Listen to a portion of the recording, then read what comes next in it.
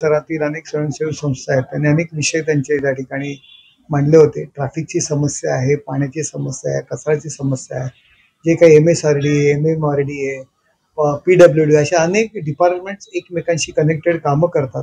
त्यामुळे त्यांना संपर्क साधता येत नव्हता आणि याकरता माननीय आयुक्तांकडे, ठाणे महानगरपालिकेच्या आयुक्तांकडे, मीरा भाईंदर महानगरपालिकेचे अधिकारी, MSEBचे अधिकारी, MSRDCचे अधिकारी, MMRDAचे अधिकारी, त्याचबरोबर PWDचे अधिकारी सगळ्यांना त्या ठिकाणी एकत्र बोलवलं होतं आणि त्यांच्यामध्ये मेळ घालण्याचा प्रयत्न केला आणि लवकर त्या समस्या कशा दूर होतील अशा दृष्टीने ही बैठक लावण्यात आली होती.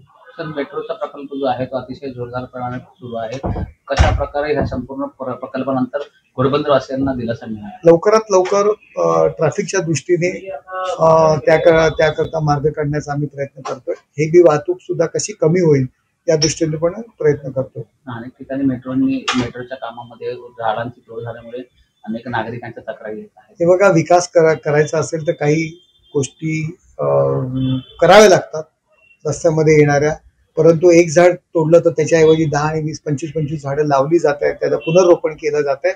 निसर्गाचा समतोल राखण्याचा प्रामाणिकपणे आपण प्रयत्न करतो. येणाऱ्या महानगरपालिका निवडणुकीपूर्वी मेट्रोचा लोकार्पण झालेला असेल का, काय वाटतं? नक्कीच प्रयत्न करतोय आम्ही आणि लोकार्पणाच्या दृष्टीने पावलं उचललेली आहेत.